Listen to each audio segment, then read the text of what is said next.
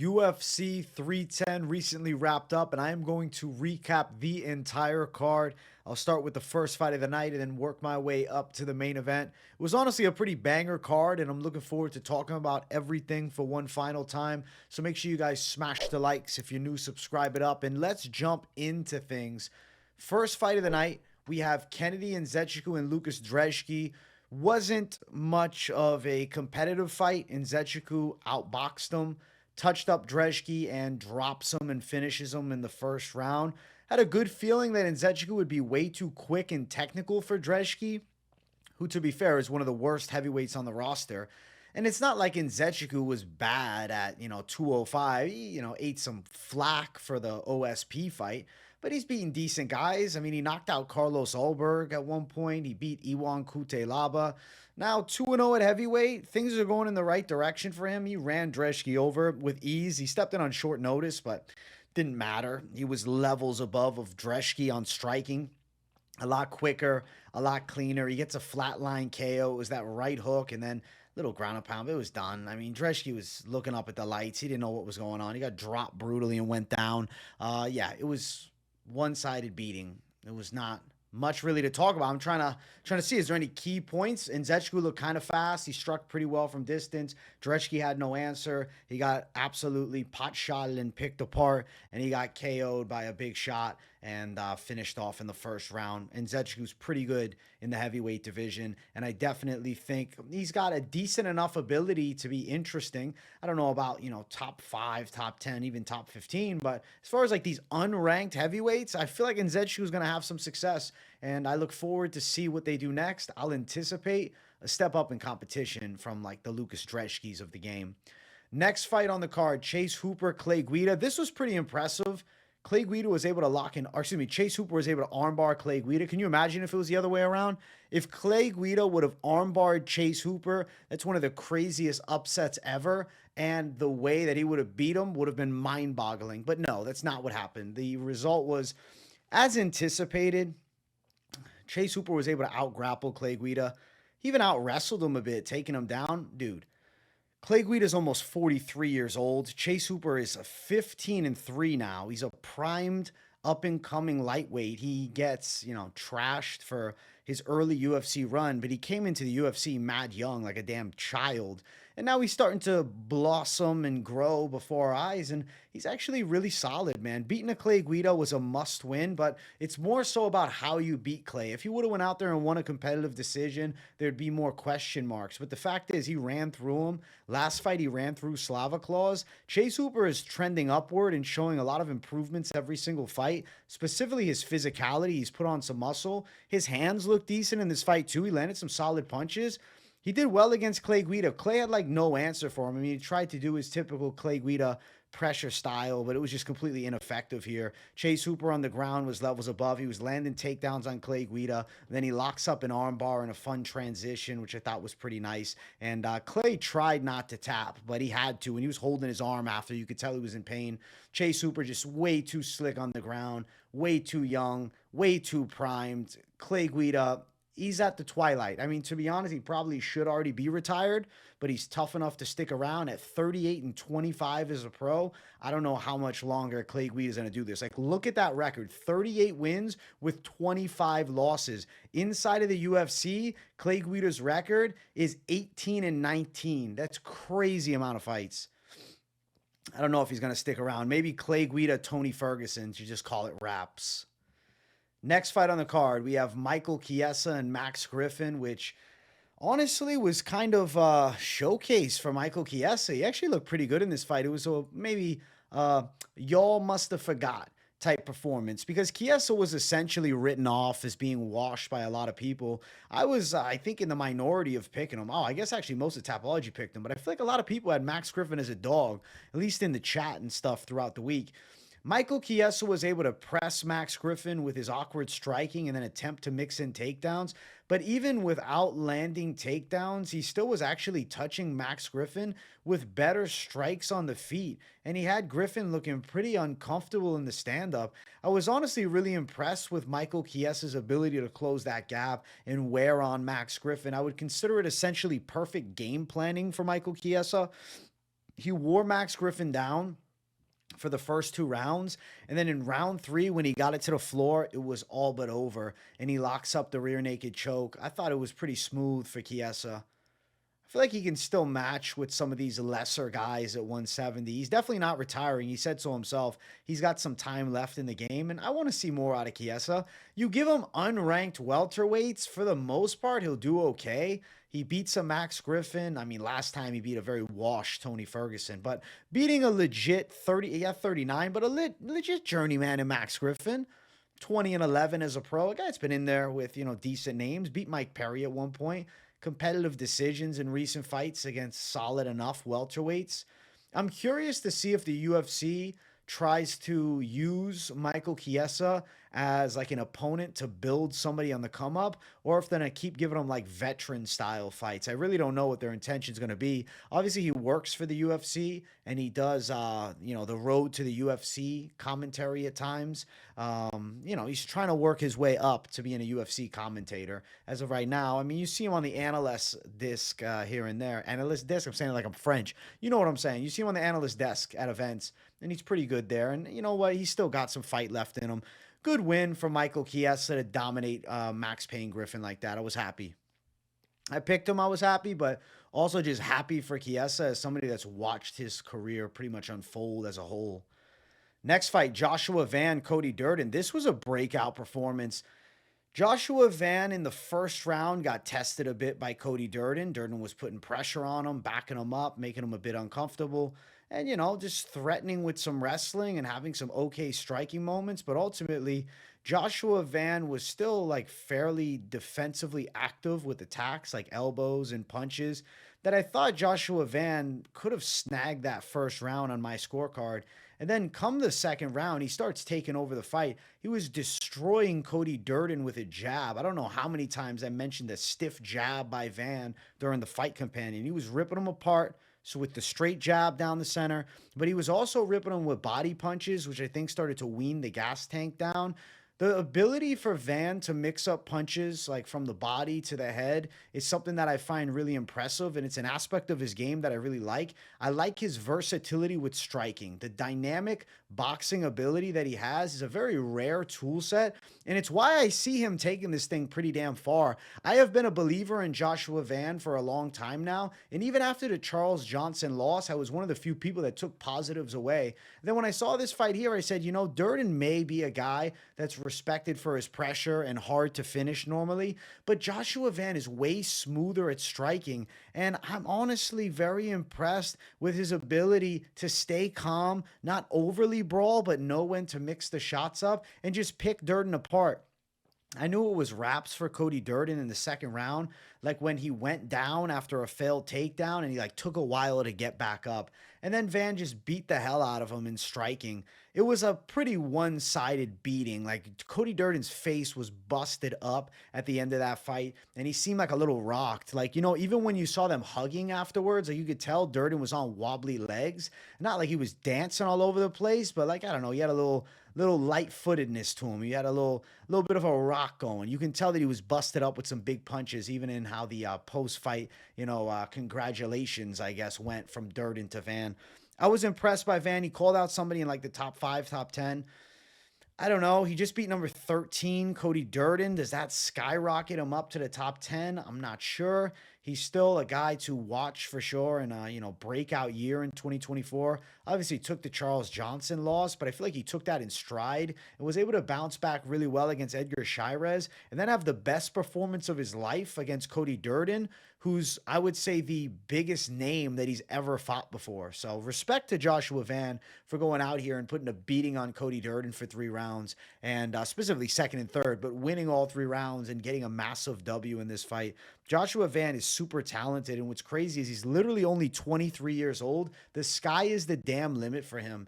And Cody Durden's coming off of a, win over Matt Schnell on short notice. Before that, good brawl with Bruno Silva, which he was winning. But then for Van to just beat the hell out of him like this, I thought it was so badass. Respect to Van.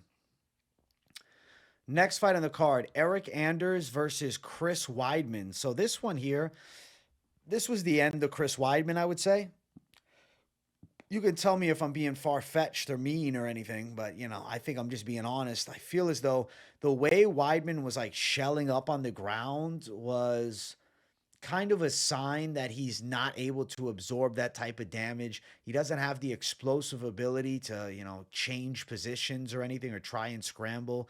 And he was just ultimately smashed by Eryk Anders from top position. And the referee jumped in and stopped the fight. In the moment when it happened, I was like, oh, I think that was early. But on the replay watch, you could tell from the body language, Chris Weidman just didn't look like he wanted to be there.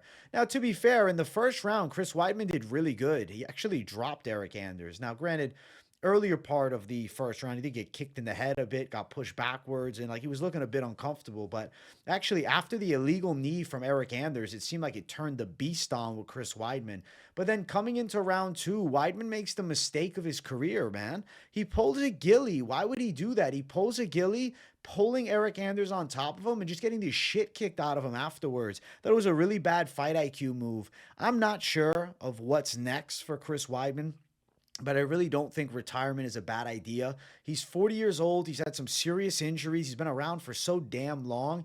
And it doesn't seem like it's going to get better from here. I can only assume it'll get worse. Getting TKO'd by Eryk Anders, who's, a notable gatekeeper journeyman, known as a durable fighter. It's a good, pressure-based style. But the way he got finished and how he looked, it wasn't a good look. I don't know. If he wants to stick around and do another one, I wouldn't be absolutely shocked if he did that.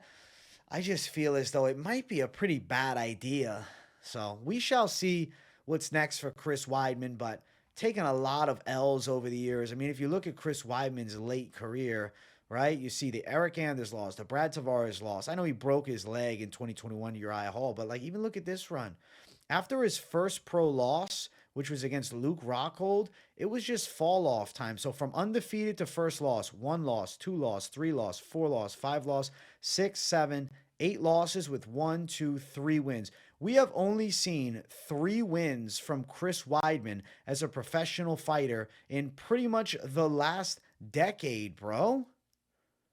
It's time to call it a career. And the opponents, Kelvin Gastelum, Omari Akhmedov, and Bruno Silva. And that Silva fight should have an asterisk around it. I think it's time to say, Chris Weidman, call it a career. And, he's working for the UFC now. He's doing the weigh-in show. I don't think he needs to get punched in the face anymore.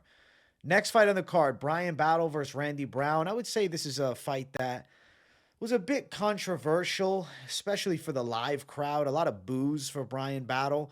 But ultimately, Bryan Battle outdogged Randy Brown, and I thought he won the fight. I scored it 2-3, favoring Battle, winning the second and the third round. In round number 1, Bryan Battle was definitely getting touched up by Randy Brown on the feet. He ended up getting taken down a bit. And I don't know, he was just looking like it was going to be an awful night for Bryan Battle. He just seemed to be a bit off. But come round 2, Bryan Battle was relentless with pressure, actually touched Brown with some decent shots, but a lot of cage work and dirty boxing. That's what he did in round 2 and in round 3. And that style worked well for him. I mean, Randy Brown was trying to fire off big shots in round 3. He landed maybe 1, but Battle was firing back. He was more active, and his cage pressure and control with the mix of volume striking in the clinch was ultimately the key difference maker between the two. I definitely think the right guy won the fight. I scored it for Bryan Battle 2-1. Saw a lot of people saying it was a robbery. I don't think so.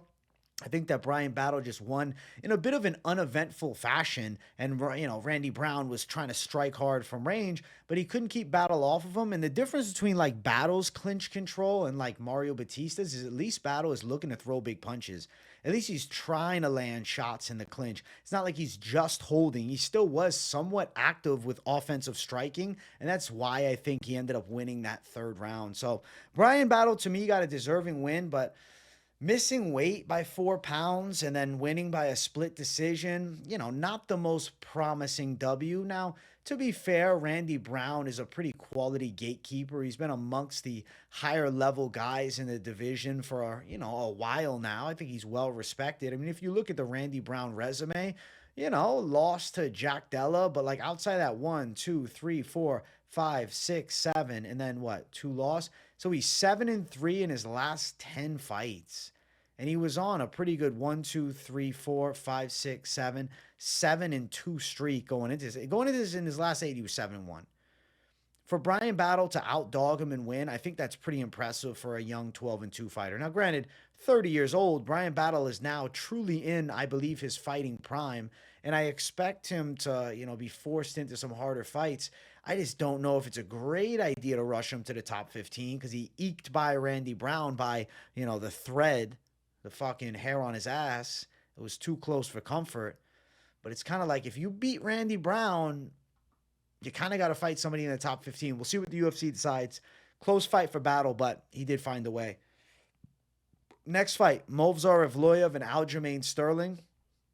A fight that I think was probably to some too damn close for comfort. I think a lot of people, including myself, thought he would be a bit more dominant, but to be fair, Aljamain Sterling put a gutsy performance out there that demands respect. I actually was very impressed with Aljamain Sterling. He was able to control Movsar Evloev for a good portion of that first round, getting the body triangle back control. He had moments throughout the entire fight, even in round 3, he's winning. Ultimately, Movsar Evloev had great scrambling ability, and for a lot of this fight, it was crazy grappling scrambles, To go and give you like an absolute recap of it round by round, you saw grappling scrambles in round 1 with Alj having a bit of back control, chaos in round 2, but Evloev looking stronger than Aljamain Sterling, chaos in round 3 because Aljamain got Movsar down early and it looked as though it was going to go bad, but then Movsar finding a way to transition to the position and end up on top.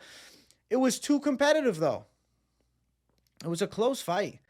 Aljamain Sterling demands respect, dude. He gave Movsar all he could handle, but ultimately, Movsar's scramble ability was on point. I do think his wrestling looked pretty good in the fight. He landed some key takedowns against Aljo. Granted, both guys gave up takedowns against one another, but Movsar would finish the round stronger than Aljamain, and that's ultimately what led him to the win. And I think that's because Movsar is a primed, up-and-coming featherweight challenger, probably for the belt, if he wins one more. And then on the opposite side, we got Aljo, the former champ, who's 35 now. He's just in a different career position. I still think Aljamain Sterling is a really hard matchup for a lot of guys at 145 pounds, but he just met one of the most promising contenders in the damn weight class. 19-0 Movsar Evloev. Now, I'll tell you this. A Movsar Evloev versus Diego Lopez rematch is something that interests me. I don't know for sure if the UFC is going to do that because one of two reasons. It could be that they just don't think it's going to move the needle a ton because it's a rematch, or, maybe Movsar is not in UFC's favor, I guess I should word it as. And then on the opposite side, maybe the UFC's worried about Evloev ending up beating a Diego Lopez and not having that same level of hype, but stealing the thunder from a guy that just beat Brian Ortega, has gone out there and had a great war with Dan Ige and has become a star, whereas Evloev, though he has, that UFC debut win for, Diego Lopez over him, right? Movsar has the win over the debuting Lopez, I should word it as. I don't feel as though he has nearly the same hype or stock. Even with this win here, a lot of people said, oh, he's overrated. I actually thought he looked pretty good. I think he's rated properly. He's a really quality contender, and he was able to out-grapple Aljamain Sterling. Movsar doesn't really have the nuclear option. He doesn't have big punching power. He's not really a finisher by any means. He's got no finishes inside of the UFC, but he knows how to win decisions, and he was able to win a decision in a competitive and gritty fight. He was crafty against Aljamain Sterling. So, good win from Movsar Evloev. Let's keep running up. There's more fights. Our next fight on the card, Vicente Luque versus Themba Gorimbo. So this one right here is what I would consider an exposure. Themba Gorimbo got badly exposed by Luque. A little bit of a fragile chin. He got touched up in close, went down, and then Luque caught him. I believe it was with the anaconda. You know what's crazy? If you watch the weigh-in show, I said the only way Luque wins is Darce choke. To be fair, when I say Darce choke, I mean either Darce or anaconda. And I feel like in some senses, it was the D-Gen Mystic Mac call. Now, I'm not saying I officially predicted it, but looking at it, I was like, damn. I did say Luque's only way to win is that method, and look at that. He pulls it through. That's kind of crazy. Gorimbo ended up getting rocked early, looked bad, panic shooting, and then left his neck out for Luque to just grab and do what he did to T-Wood, essentially. Vicente Luque is still a talented guy, I guess, and he's got some fight left in him, but he didn't get punched in the face at all, so I don't know how his chin's going to hold up. He seems pretty adamant about, sticking around amongst the higher-level guys, but I don't know, man. I don't know. I feel as though Luque's in an interesting position. A really tough journeyman that has, still a lot of fight left in him, maybe mentally, but I don't know if physically he'll be able to handle some of these better guys. I mean, to be fair, Themba Gorimbo, proven to be flawed now at this point, had a lot of hype because he was a hard worker for sure, but he didn't have insane natural talent. He was more so a guy built on grit and natural power, I guess you could say, but a little bit of a herky jerky striker. So Luque's technician style of striking is what led him into the club and sub here. I don't know, man. With Luque, I mean, Buckley beat him. He got knocked out bad by Jeff Neal. I'm just trying to think of the welterweight division and how Luque does against some of these other top 15 guys in the world. Nothing's really jumping out and saying, wow, what's he going to do? Bryan battle fight, maybe? Can you maybe that could be Battle's jump up in ranks. Maybe it's Battle. Could be the winner of Bonfim versus Renat. Unless they try to give him Michael Chiesa. I don't know exactly what the UFC is going to decide. But he'll be sticking around. Vicente Luque, he's still got some heart. He's still got some fight left in him. And you know what? I'm thankful Nick Diaz didn't fight him because he would have lost. Nick would have taken some damage there. I think it worked out better that he didn't. Next fight, it was a feature prelim. Honestly, this one was kind of sad because Anthony Smith's best friend died like 2 weeks ago. So rest in peace to his boy. And to go out there and fight, I honestly think, it turned out to be a bad decision. He was crying in the cage leading up to the fight. Like he couldn't keep it together. And he seemed just emotionally a wreck. And then you got, Dominick Reyes on the other side, probably feeling bad for him. But he's like, bro, I got to win this fight. Smith looked okay in striking in round one for the early portion of round one. In a sense, I feel like we got like a tiny bit of prime Anthony Smith. He looked better than he had looked recently. He still looked like he had some fight left in him, but ultimately he started falling apart when he dropped his hands and was allowing Reyes to crack him with jabs in a straight. And he was like, yeah, come on, hit me. That's when I was like, ooh, things are going bad now. This isn't going to go good for Anthony Smith. And he fell apart after that. He was trying to panic wrestle in the second round, and he's just holding a single leg, getting the shit kicked out of him. He ends up on bottom. I think that he was pretty much done in the second round. He didn't want to be there anymore. His natural toughness kept him in for a while, but Reyes just beat the hell out of him with ground and pound. For Dominick Reyes, this is 2 wins in a row and a bit of a late career resurgence after the brutal 4-fight losing streak that he faced some years ago. He's now on a 2-fight win streak, and I really think the UFC should consider giving him the winner of Bogdan Gushkov and Johnny Walker. And I feel like, if he wins that fight, who's to say he couldn't then keep moving up the ranks? I don't know who the next opponent would be, but at one point, Dominick Reyes fought Volkan Oezdemir. I mean, if you look back, the before Jones situation, he beat Volkan Oezdemir on a controversial split decision. I don't know if you guys remember that fight, but I thought Volkan could have got it watching it years ago. And then Chris Weidman, he knocked him out. He had beaten OSP. At the end of the day, at one point, like Ryan Spann, at one point, Dominick Reyes was that guy. And then, of course, he takes, 4 pretty brutal L's. But I just feel as though now you see the turnaround. Like, he still got some fight left. Him 8-4 in the UFC. I want to see more out of Dominick Reyes. I really like the idea of Dominick Reyes getting the fight against the Gushkov versus Walker winner. And then when I look here, I'm like, who in the rankings is interesting? So let's say he did fight the Gushkov and Walker winner. Let's say in a perfect world that happens. I won't guarantee it. Maybe he ends up fighting Volkan Oezdemir in a rematch. That's possible too. If he won either of those fights, then he would jump to this tier. Imagine he somehow beat like a Khalil. And then somehow in some weird universe in 2025, Dominick Reyes wins 2 fights in a row and ends up setting himself up for a title fight. That would be the craziest turnaround ever. For his sake, I hope it happens, but I just don't think it's that likely. I do think some of these better light heavyweights will give him trouble. And not to say the chin is gone, but it's going to be tested. And I'm not so sure it holds up against some of the higher caliber guys in the weight class. But I'm here to watch it all. And Dominick Reyes is definitely still pretty solid light heavyweight, and he had a good performance against, a washed vet in Anthony Smith, to be fair. Good win. Next fight on the card, it brought us to our main card opener. If you guys haven't yet, make sure you smash the likes, and if you're new, subscribe.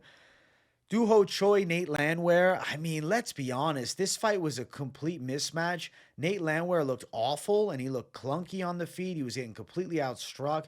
Choi looked like a legit top 15 contender. I mean, Choi beat Nate Landwehr more impressively than Dan Ige had beaten him. I think that's pretty badass. Choi looked quick and powerful on his feet. He showcased power in his hands. I just thought that Choi put on a quality performance.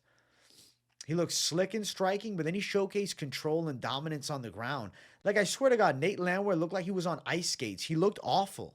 He got completely wrecked in the fight, taken down, beaten up, looking awkward in striking, getting picked apart. Landed like one spin elbow in, I believe, the second round. But then he was just getting thrown to the ground like a kid, man. Choi looked awesome. I think Choi should fight somebody ranked next. I think it's the right decision. Give him somebody ranked. He just beat Nate Landwehr so bad, and he looked better than ever before. And he showcased skills in an area of his game that I think still had question marks, which was the grappling. You got to ride the momentum. Top 15 fight for Choi next, and let's see if he can do something. He's 33, so it's really a now or never type situation if he's looking to really make a serious run. I don't know. He's going to probably run into trouble eventually at featherweight, but I do think a fight against, Dan Ige could be an all-time classic. I hope somehow Choi versus Dan Ige ends up happening because this impressive win over Nate Landwehr has me very interested in watching some more Choi. Now, I was excited about his comeback. I was a little worried about him coming into this one because Nate Landwehr's activity, but boy, was I wrong to even worry. I knew when Choi walked out to Going the Distance, the Rocky soundtrack song, I was like, yeah, Choi is going to pull this off. He had the aura, and he ends up pulling through. He looked epic. On point, technical abilities, more jacked than ever before, showcasing strong grappling, slick striking, and an overall evolved game to watch. Next fight. This was good. It was nice. Bryce Mitchell knocked Gracie out in the third round. I mean, it had to happen like this. First two rounds were meh. A little bit of striking in round one, and then Gracie, as they tie up, is pulling guard. Bryce Mitchell working some shots from top position. Not a ton happening. Mitchell comfortable on top, though, and Gracie was looking awkward in striking. To be fair, Gracie's striking has de-evolved. It was actually better against Cub Swanson years ago than it was in this fight or even the fight against Jourdain before this one. He's gotten worse at fighting, which I think is really disappointing. At one point, I felt as though Gracie was a talent to keep an eye on.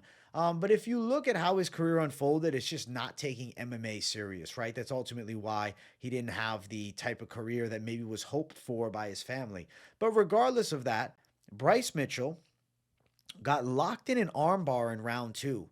And Gracie was close to having it, but Bryce refused to tap, ended up escaping, and then throwing some ground and pound strikes on Kron. Now, before this deep armbar happened in the second round, it was from guard as well. It was very interesting. Bryce Mitchell was touching Kron up on the feet, had him looking awkward, and then they tied up. And Gracie, bro, he'll pull guard. You'll go to take him down. He won't even try to defend. He'll just pull guard. He's so comfortable fighting from his back. And granted, he almost gets an armbar on Bryce Mitchell. I guess rightfully so in a sense. But it hasn't worked. Even though he was close with an armbar, it hasn't worked. Close is not anything. Close means nothing if it doesn't work. Close means nothing if you lose. And then in round three, he tries to pull the guard again. This time, Bryce Mitchell sets his forearm up as a post on the face of Kron.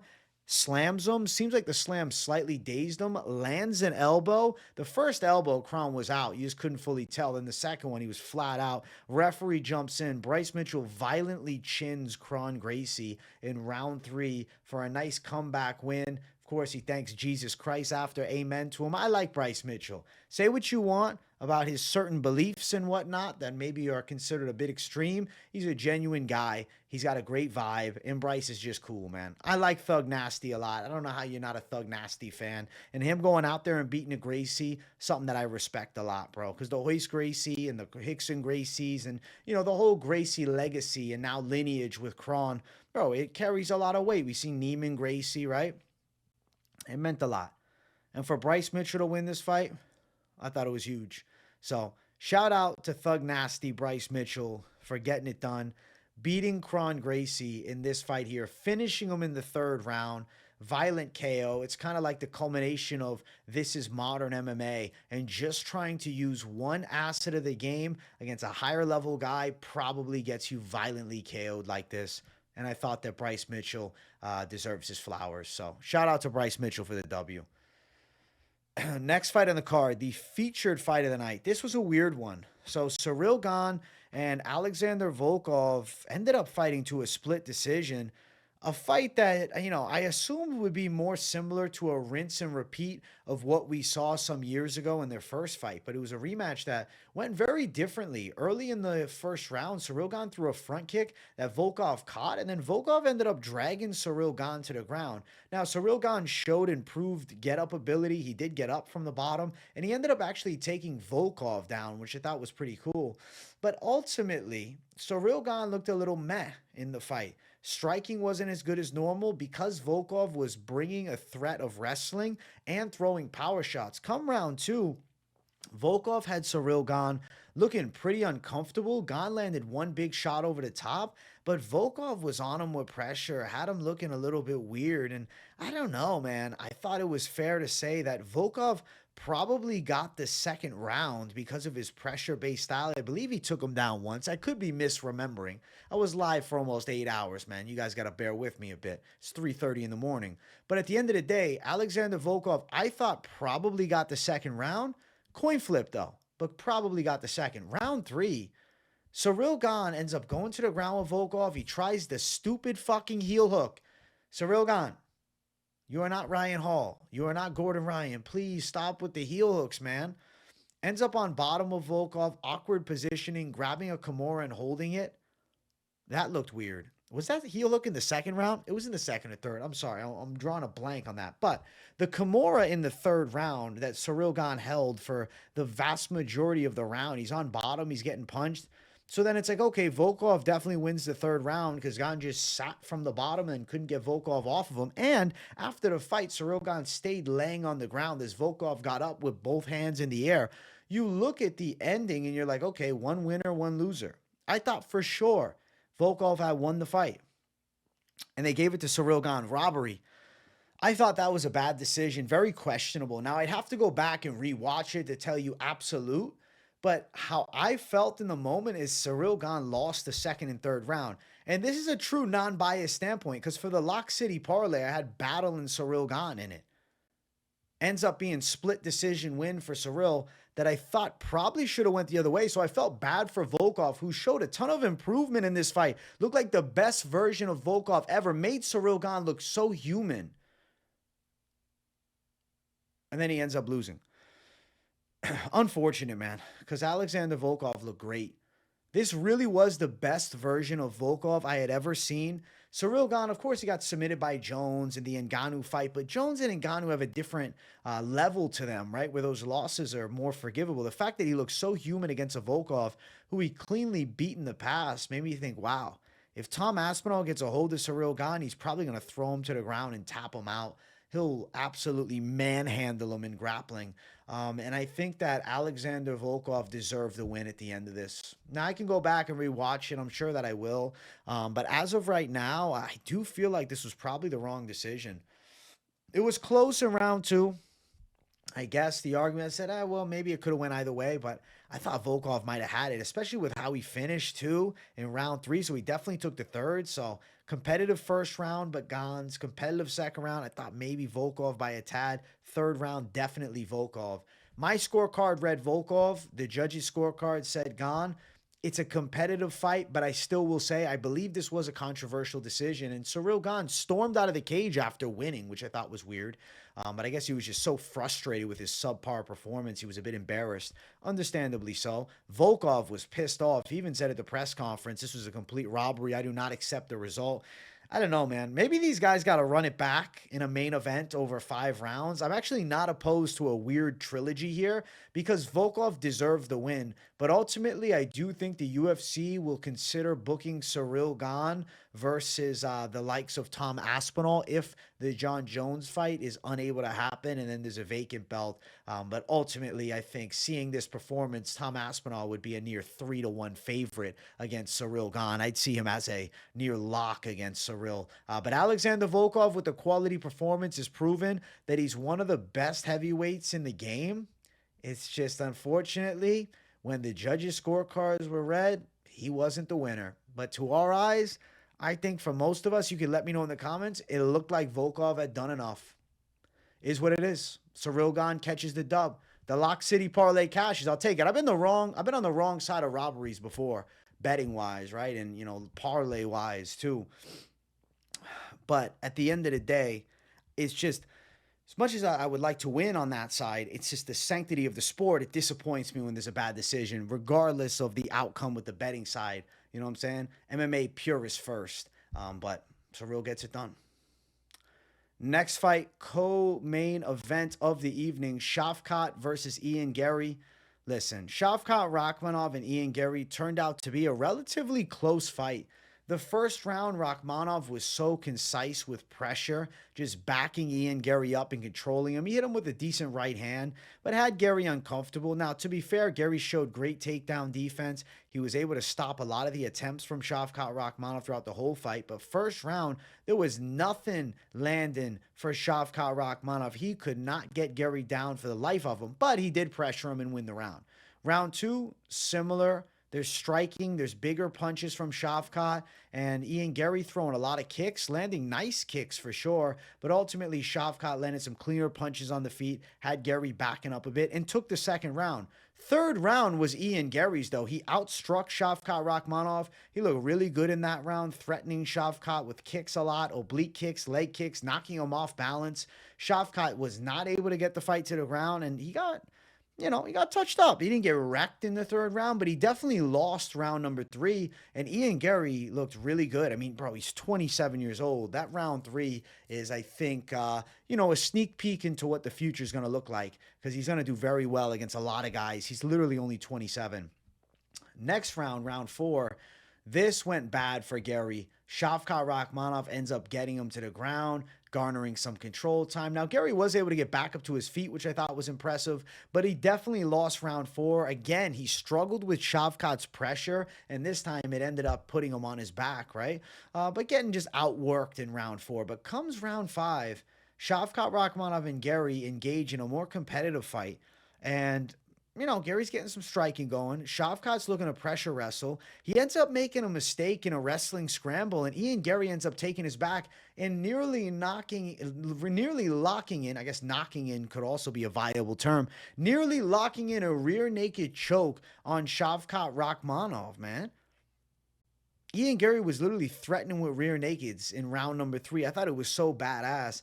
Ian Garry finished that fight looking so good. It was a strong finish against Shavkat, and I think that it was a finish with a statement. Though he didn't win the fight, winning the 5th round leads us into, okay, Ian Garry's actually pretty good. And I expect Ian Garry to keep getting better. At only 27 and giving Shavkat Rakhmonov this much trouble, first thing I got to say, best version of Ian Garry ever. We've seen Shavkat look like a beast in fights before. He literally had won every single fight by decision. 18-0, 18 finishes. Excuse me, did I say decision? I meant finish. This is the first time he wins by a decision. Ian Garry tested Shavkat Rakhmonov big time.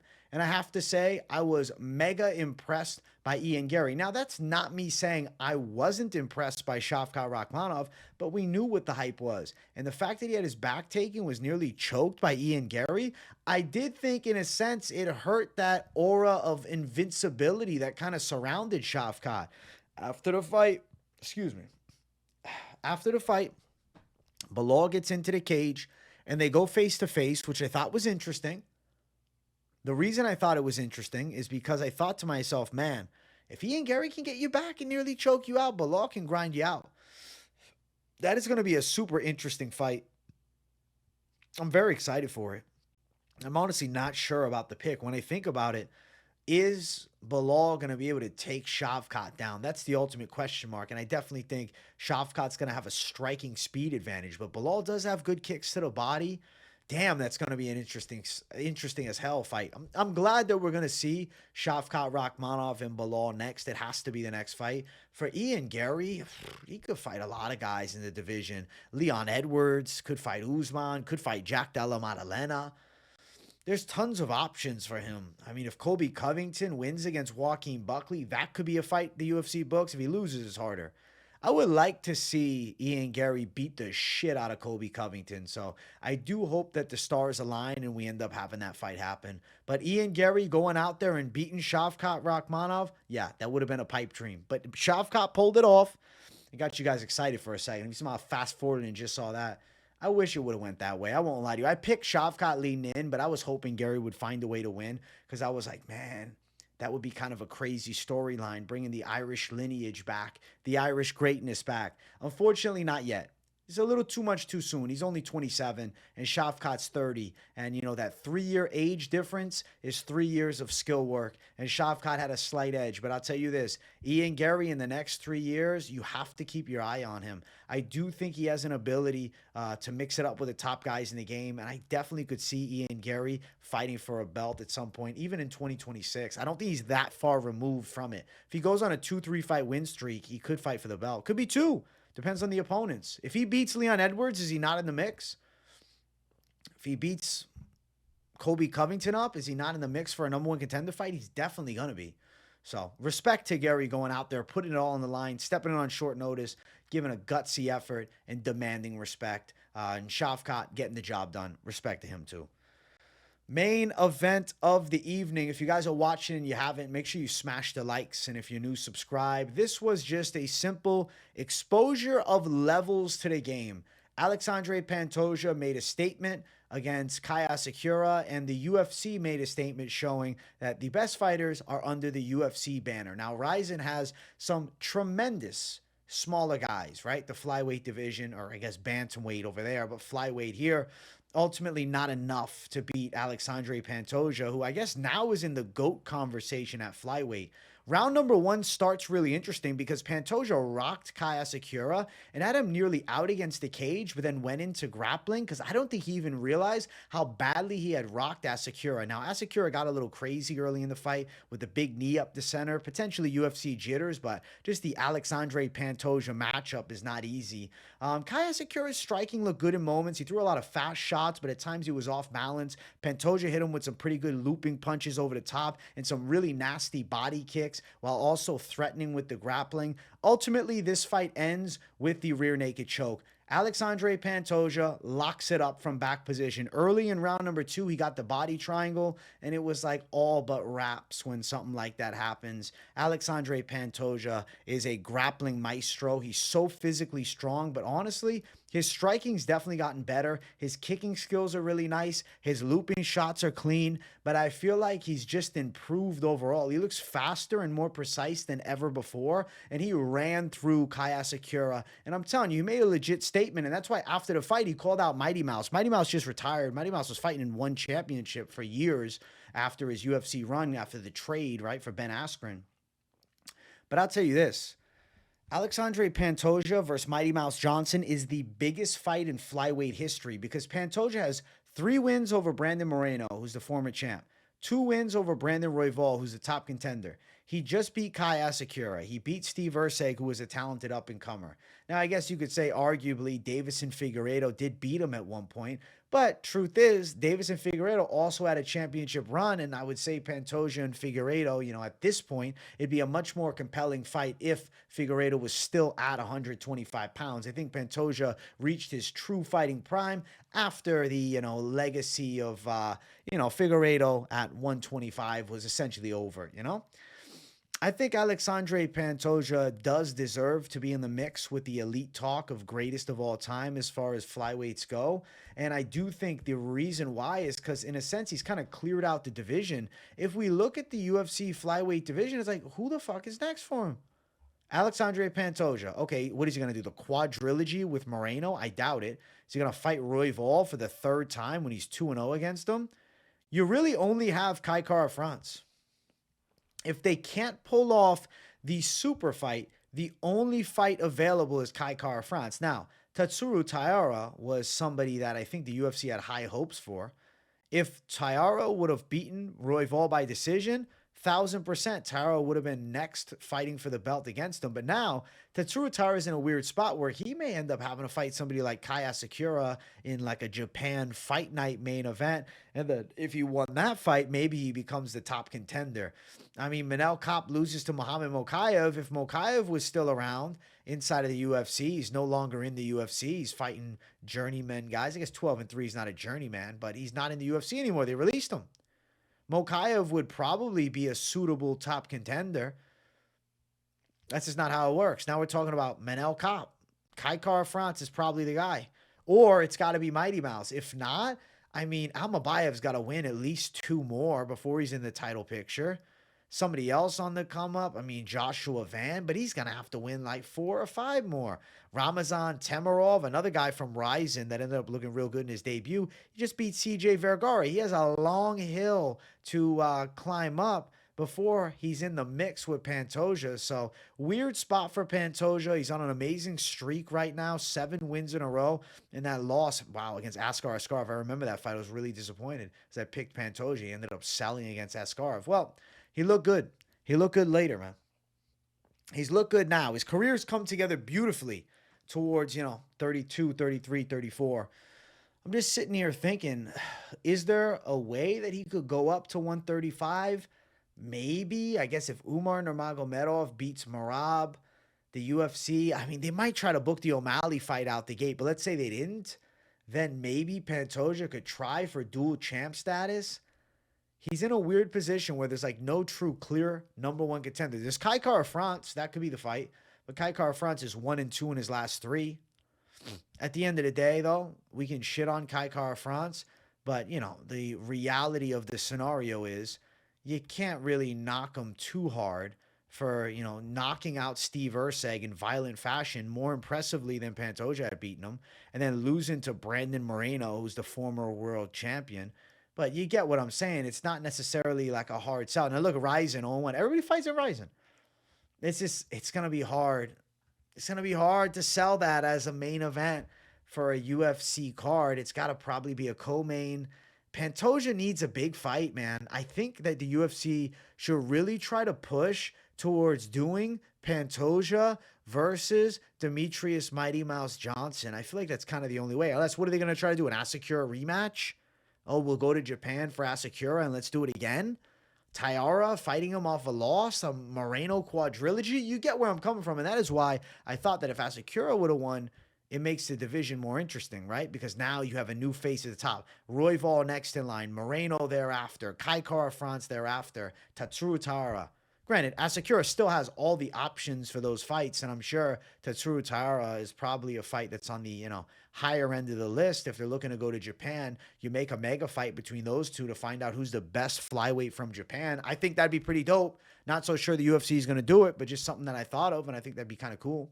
We shall see. Now, ultimately, how did everything go as far as the picks? That was the card. It was a fun card.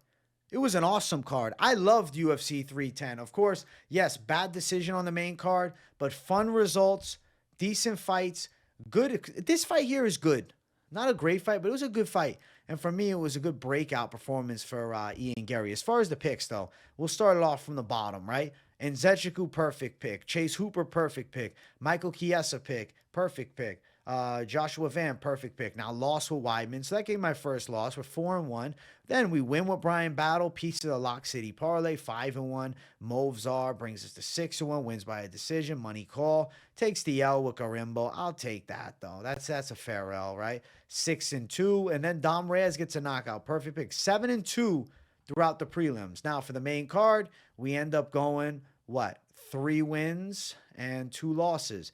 Of course, I somehow picked Nate the Train, which looking at it now, I'm a moron. Now, to be fair, though, chat said that I did pick flip during the walkout. So arguably, you could say that this should count as a win because I knew Choi, when he walked out to go in the distance, was going to pull through. And then Bryce Mitchell win, Ciryl Gane, controversial win, Shavkat win, and then the, Alexandre Pantoja L, because for some reason, I really believe Kai Asakura was that guy. I fell into the Japanese anime kung fu type trap, man.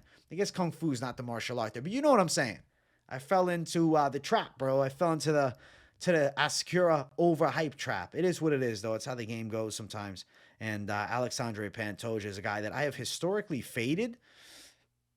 And I guess it's just me consistently overlooking him because between us, I had him over Askarov, and I was upset when he lost, okay? And I think that I held that against him all these years because I really thought he was going to pull through against the Russian. Wow. That's the truth looking back at it. The truth comes out, bro. He's bitter about an L from years ago. That's my truth. But ultimately, the picks were pretty good. 10 wins and 4 losses on the card. I think the parlays, honestly, were pretty money. As far as like the results, of course, the Lock City parlay came through beautifully. I was very happy about that. Battle and Gane, but the Gane decision was meh. The alternate with Battle and Movsar comes through at plus 105. Battle Gane and Movsar at plus 164. Battle Gane, Movsar, and Reyes for plus 243. And there's more W's, like if you added Hooper and Mitchell to the rest at plus 328. So good things came together, man. More than 3-1 odds on a few of them. The Lock City parlay cashes, confident calls coming to fruition, and pretty quality picks overall. 10-4 is nothing to sneeze at, man. And I'm pretty damn happy. 9-3 if you count this late notice call. So overall, I would say picks pretty A tier for the card. As far as the actual event, I was super entertained. And during the fight companion, man, I got to give you guys an honest thank you because we passed 100,000 views during that fight companion. I thought it was absolutely incredible. So thank you guys all for consistently supporting. I hope you guys enjoyed the recap show. I know the recap, it's just my reaction and rant, but I love doing them for you guys. So I hope you guys find value in watching them. Thank you guys all for tuning in. Road to 42,000 subs. We're getting closer and closer. Make sure you all smash the likes. If you're new, subscribe. Content every day. Keep it locked in on the channel. I will see you guys all tomorrow for the UFC Tampa. You guys coming to my neck of the woods. UFC Tampa full card predictions. See you guys then. W's in the comments if you got nothing to say. Much love. Good night. It's about to be 4 a.m. Peace out.